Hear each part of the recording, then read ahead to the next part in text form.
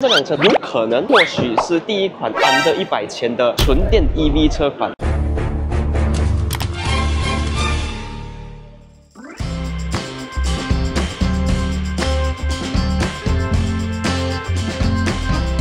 既然都来到上海国际车展了，影片开始前一定要为大家带来一个非常好看的产品，就是来自70迈的 Omni 系列的旗舰新产品 Omni X800。这一台呢是一个4K 前后双摄行车记录器。这一次的 Omni 跟上一代一样，可以拍摄360度环绕的旋转画面，也就是说，你可以用语音控制的功能，或者用你手机的70迈的 APP 来连接它，控制它旋转左右拍摄，或者直接用语音要求它帮你拍左边、拍右边，或者拍 Vlog 都没有问题啊。先进的 AI Motion Detection 2.0呢，可以更加精确的跟踪。它这一次支援了 WiFi 6 5 GHz 的这个传输速度啊，下载速度是一个非常巨大的提升。所以如果你们想要安装到这个70迈的 Omni X800，加上前后拍摄的 Dashcam， 影片下方 description 还有留言置顶区那边呢，也可以找到他们的购买链接，点进去就可以查看价钱了啦。那事不宜迟，我们现在进入今天的主题内容啦 ，Let's go！ Yo，what's up？ 欢迎回来我的 YouTube channel， 我是阿维 ACS。今天呢，我代表 Rider ATH 的团队来到上海车展这边来为大家做一个拍摄。首先呢，要感谢各位观众一直以来对 Rider ATH 团队的支持，才让我们有这个机会冲出海外，来到上海这边为大家做一个拍摄。同时呢，也要感谢吉利波动邀请我们来到上海做这个拍摄。那今天呢，我就为大家带来这一款很有可能引进马来西亚的吉利星愿，也就是波动 EMAS 5啦。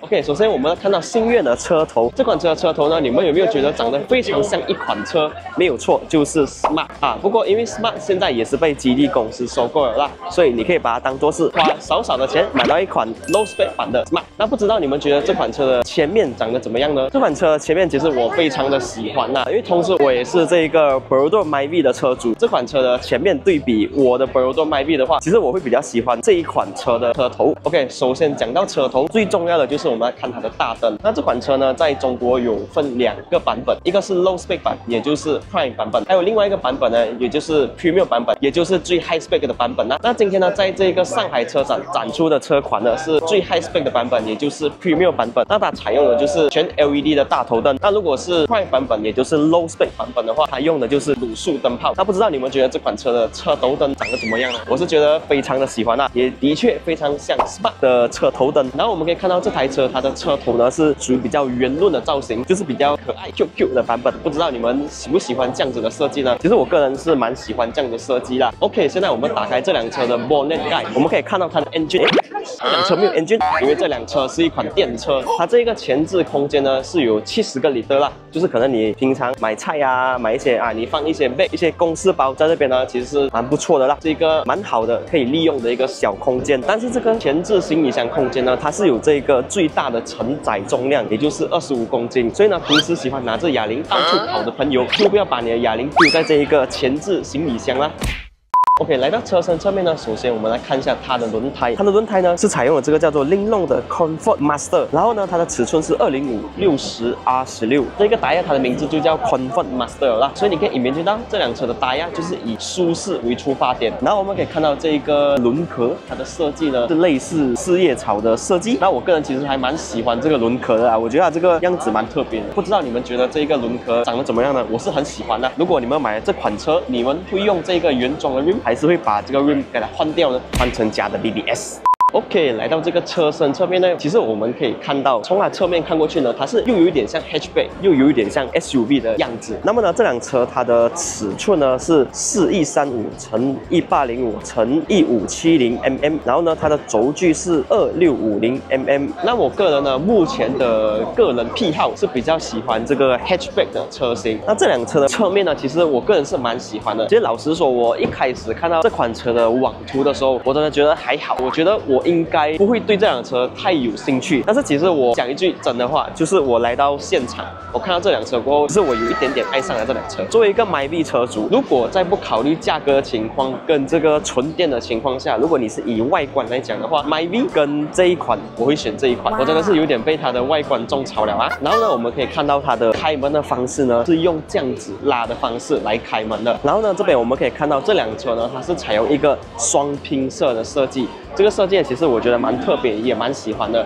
然后据我刚刚了解呢，这个双拼色的设计呢，是只有最高配的车型才会有的。如果是 low spec 版的，也就是 Prime 版本的话呢，是一体式的设计啊。如果你们是喜欢这种双拼式的设计的话，只能买 high spec 的。OK， 现在我们来到这款车的后面，我们可以看到它的车的后面的造型呢，真的非常像那个 Smart， 整个是那种圆圆 QQ 的造型。其实之前呢，我有去过一次这个 Smart 的 Road Show， 然后我看到 Smart 的时候，其实我个人是非常的喜欢。我个人的审美癖好，我是蛮喜欢 Smart 的整个外观造型，尤其是它这个车尾，还有这个车灯。但是当我看到 Smart 的价格过后，我就不喜欢了 ，sorry 啊。但是这一款车呢，它长得非常像 Smart， 但是它的价格却是 Smart 的一半。这辆车进来马来西亚，预计售价可能会under在100千左右。那如果是这样的价钱，你会买单吗？我是有点小心动啦，因为这个外观如果是 Smart 的话，要200千呢。然后这一款车的尾灯当然也是全 LED 的啦。不知道你们喜不喜欢这款车的尾灯呢？我是非常的喜欢啦，讲真的，因为它这辆车的尾灯就感觉有点那种流线的造型。因为现在很多车呢喜欢设计到很 sharp， 当然我是蛮喜欢 sharp 的设计。其实市面上也有蛮多就是设计到比较圆润一点的 hatchback 车型，我个人其实觉得还 OK。但是呢，这款车的设计真的是让我动摇我的内心，不知道我可以经得起这个诱惑吗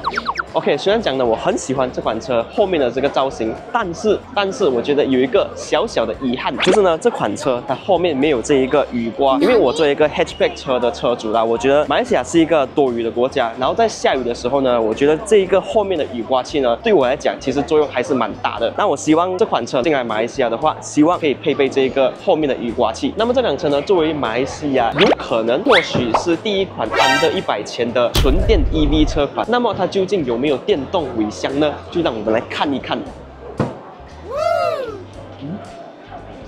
可以看到这款车在中国呢，它还是有这个电动尾箱的配备。那希望呢有进马来西亚的话，希望不要看到这一个配置啦。那么我可以看到它这一个尾箱空间呢，其实我觉得以这个车型来讲算是蛮大的。跟我的 Myvi 比的话，因为我的 Myvi 其实蛮长，后备箱呢放一放就满了，都需要放到这个后排座位。那这辆车呢有375厘的，其实375厘的单看数据来讲不算特别的大，但是你可以看到它整个视觉上的空间是蛮大的，它的整个平整性都是很好的。而且呢有很多车型呢，它这个后排空间呢，它的高度是非常的高，但是这款车呢，它的后箱空间的高度其实是蛮深一下的哦，所以相对来讲，你可以放的东西就更多啦。但是如果你觉得375厘的这个空间太小呢，你还可以把这个后排座椅放平放倒。那如果后排座椅倾倒过后呢，它的容量是可以来到1320厘的。其实对我来讲啦，我觉得蛮够用了的。当然，这台车它就没有所谓的 spare tire 啦，因为这辆车它的电机就在这下面。这辆车呢，它是一个后置后驱的电车，所以呢，它这个前面呢才有这个70厘的前备箱。OK， 现在呢我就坐进来了前排的驾驶座位。那么首先呢，看到这整个中控台呢，我个人觉得还算是不错的，就是简约风，没有太过复杂的元素，但是也不至于像 Tesla 这样就一块 iPad 在那边，我觉得还算不错的。那么首先呢，坐进来呢，这一个座椅是一个 bucket seat 的座位，那它整个发泡面是比较偏硬的。那么其实这样的设定呢，我自己觉得算是还 OK 的，就是有符合到我的胃口的。然后呢，它整车的内饰呢，这辆车它采用的是一个米白色的内饰。那这个内饰呢，其实看起来是很高级，但是我觉得如果进来马来西亚的话，因为马来西亚是一个很热的国家，那么通常呢，我们从外面上车多多少少可能会有流一些汗啊。如果是这个白色的内饰在马来西亚的话，可能会比较难照顾，可能会比较容易肮脏。那我希望如果是这辆车来到马来西亚的话，会有黑色内饰可以选择，这样子的话就更好啦。OK， 那接下来我们可以看到这一个驾驶盘呢是一个双辐式的设计，那这个配色呢是双拼式的设计，当然左边跟右边都有这个可以控制的按钮啦，然后中间就是一个它的 logo， 然后这样子的设计其实我觉得还算不错。然后它的 steering 其实握起来感觉还是蛮小的，因为太大的 steering 的话，其实转起来会感觉有一点笨重啦。我是比较喜欢这种比较偏小的 steering， 然后一样左边就是 signal 咯，然后右边就是雨刷，这个其实跟普通车的设计是差不多一样的啦。然后 steering 的前面呢就是一个全液晶的数位仪表啊，基本上这些都是电车的标配啦。然后这个 steering 呢，它是只能做到这个上下的调整，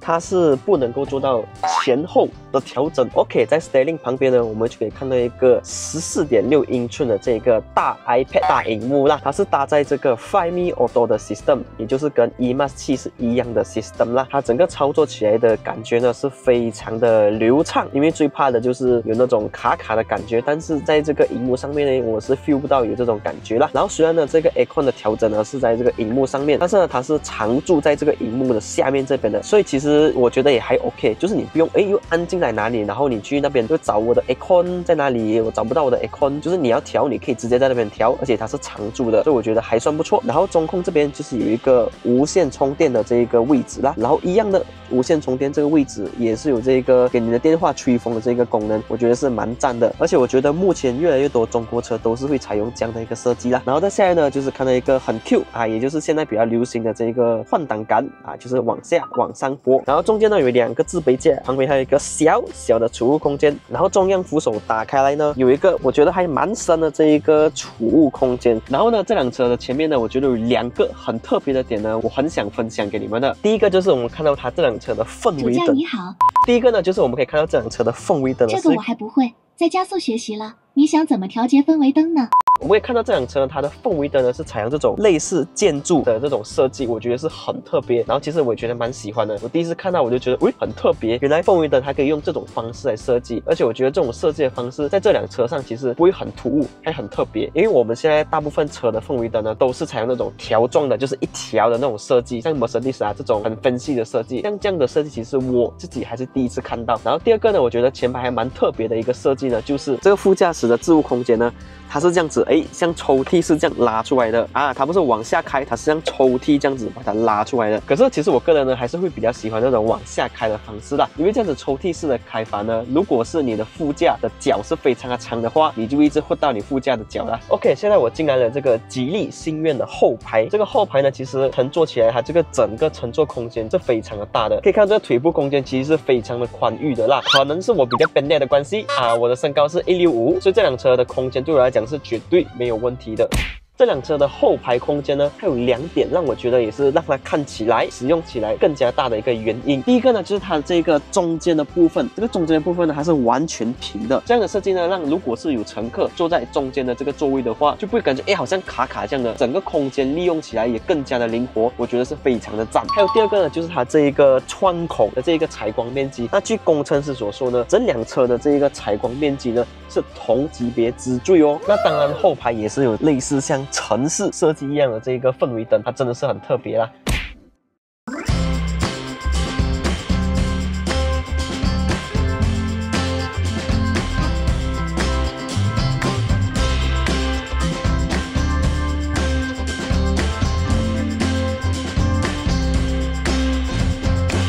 OK， 现在我就来简单讲一下这款吉利星愿的试驾感受。那今天呢，我是在这个封闭场地内测试这个绕桩的项目。那首先呢，我要讲一下这辆车的操控呢，是让我感到蛮惊艳一下的，因为这辆车是一个 hatchback 的车型，然后再加上它是一个后置后驱的设定，所以其实这辆车在操控起来呢是非常的灵活。你可以感受到车的尾巴呢是有点蠢蠢欲动，同时也是因为这辆车它的马力不是很大，所以不至于你一脚油门下去，它整个车尾会飘出去。所以这辆车呢，其实我觉得是兼顾了一定的操控乐趣，还有一些安全性的。然后再来呢，就是它的方向盘其实蛮轻一下的啦，所以你在城市代步的时候就可以很舒适的驾驶这辆车。虽然我觉得它方向盘是有点轻啦，但是它的指向性其实还算是不错的。因为我自己是开 MyV 的关系啦，我觉得 MyV 的指向是有点模糊的，但是这辆车的指向性呢，肯定是比 MyV 来的好。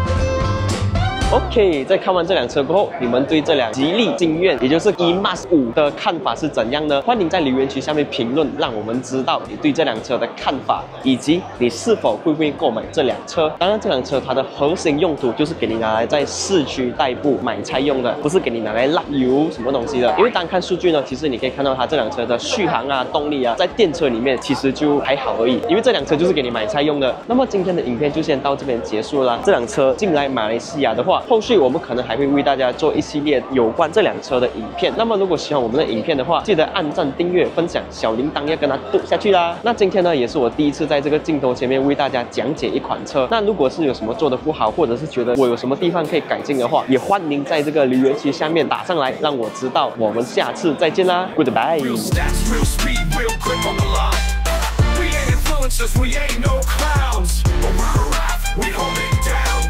Real test drives, real reviews, no factory scripts, we speak the truth. From Sapine to the streets, push it to the edge. Feel the G-force balance on the razor's edge. Don't talk to me.